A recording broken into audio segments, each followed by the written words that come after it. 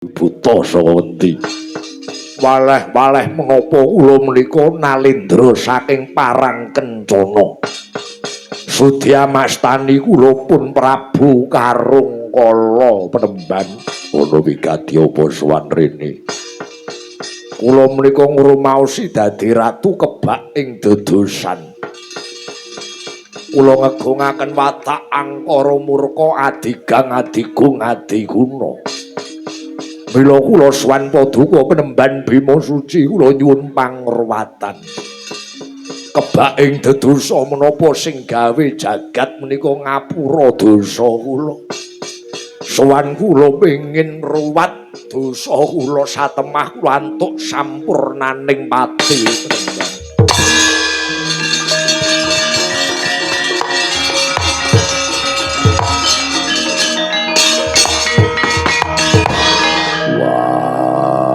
Karungkala wonten dawuh Penemban, kowe pengen mati sampurna. Iya, syarat seranane mati sampurna kuwi kudu nglakoni urip sing sampurna.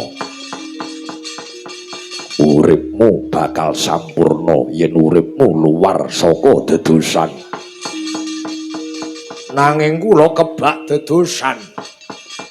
Mula kang saka kuwi nyuwuna ngapura karo sing gawe urip, nyuwuna ngapura karo bumi geni banyu angin.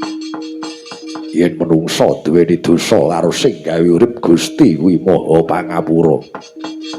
Nanging yen menungsa duweni dosa lawan bumi geni banyu angin, ora wurunga dadi titah sing apes. Mlaku sak mlaku suket godhong nyeripeti lakumu, krikil watu nyandungi lakumu. Amrih dosa kula diapura bumi geni banyu angin, nglakonana laku kang aran milang tanggal 21 dina lawase. Kungkuma ana kali ngguri pertapan, 21 dina ora mangan ora nindra. Dina sepisan tak gebyur banyu kembang setaman, kaping pisan dina kapindho tak gebyur kaping pindho nganti genep kaping 21. Muga-muga luar dosamu kentir hiline banyu.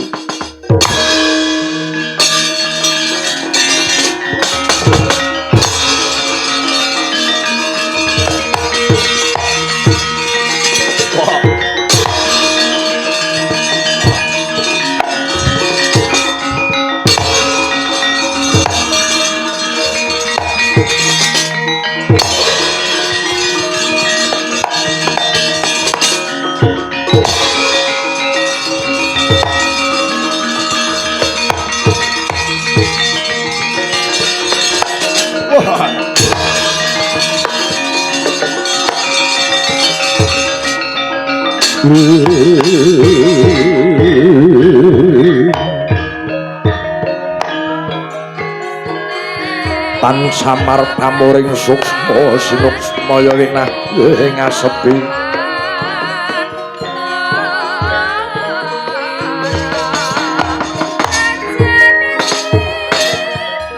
Karungkala wiwit dina iki mapan ana tengahing kali mburi pertapan. 21 dina lawase jroning batinmu nyuwuna pangapura lawan Gusti kang purbeng jagat. Nyuwuna ngapura karo bumi geni banyu angin, ngeling ana uripmu ana jagat padhang kuwi ora ijen. Wiwit kuwi lair cenger ana jagat padhang kinanti anasir patang perkara bumi geni banyu angin. Nyuwuna pangapura lawan anasir angin kang lungguh ing jagat wetan, malaikate Jabarala wernane putih dina pasarane legi. Nyuwuna pangapura lawan anasir geni lungguhe jagat kidul, malaikate Makahala wernane abang dina pasarane pahing.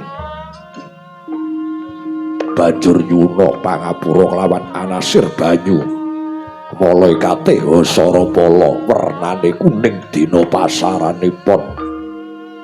Nyuwuna pangapura lawan anasir bumi, ing jagat lor lungguhe malaikate Hajarapala wernane ireng dina pasarane wage lamun to wis nyuwun pangapura lawan bumi geni banyu angin telenging atimu ing kono dununging Bathara Wisnu ya kuwi wis manunggal cipta rasa budi karsa wis manunggal kawula lan Gustine mapan ana tengah wernane manca warna dina pasarane kliwon kawiwitan bilang tanggal dina sepisan gebyur banyu kembang setaman nganti jangkep dina kaping 21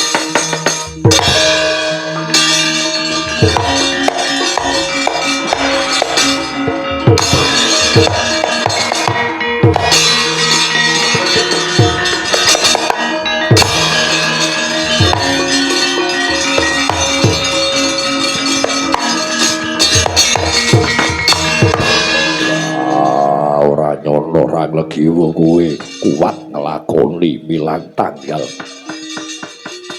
karo kala jugara wis rampung nggonmu nglakoni semedi karo kala jugara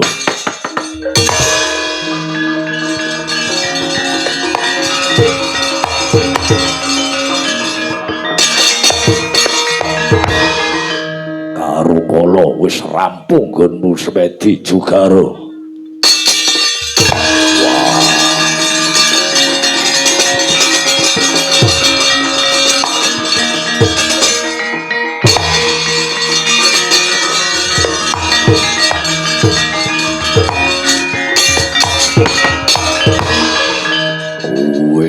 wujudmu raseksa nanging dosa-dosamu diapura karo alam diapura karo sing gawe urip karo kala sampurna patimu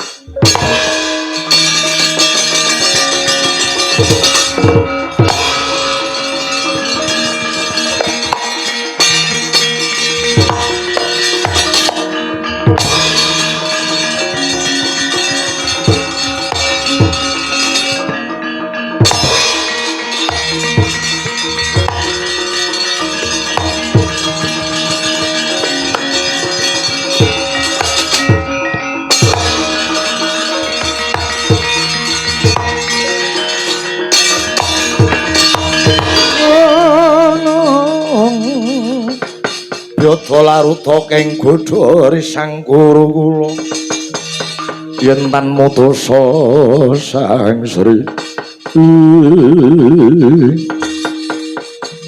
Penemban Bima Suci kula pun Puntadewa ingkang sowan Penemban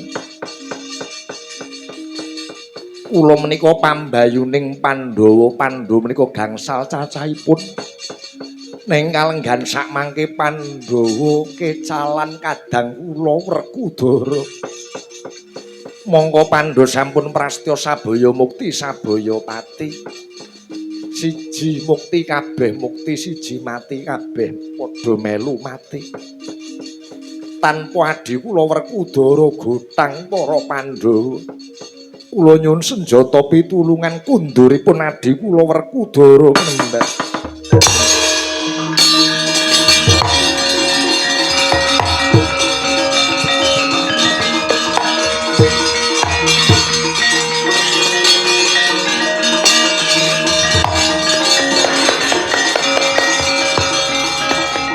Puntadewa dina samengko pundhak wis rampung darmane Werkudara madeg Brahmana peparab Begawan Bima Suci jeneng itu Hawya Kasumelan ulih kaya winguni darmane Werkudara dadi satriya ngamarta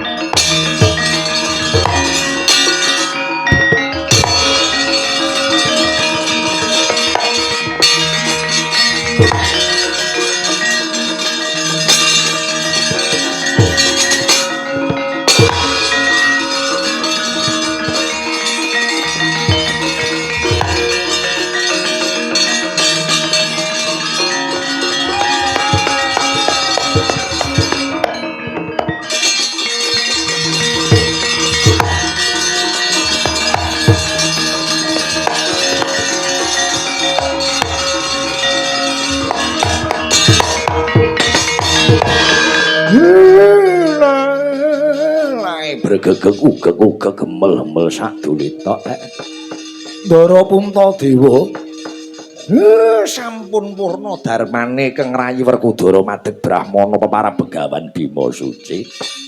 Mugi-mugi kanthi laman menika ndayani kamulyan katentreman dumateng sedaya warga dusun Jajar Desa Lembah Babatan Ponorogo. Wiwit dinten menika salajengipun sedaya warga dusun Jajar tansah manggih rahayu. Wiwit dinten menika salajengipun sedaya warga Jajar tansah pinaringan sehat wal afiat. Gampang nggih pados sandang pangan kinayuman dening Gusti Allah taala rahayu rahayu rahayu.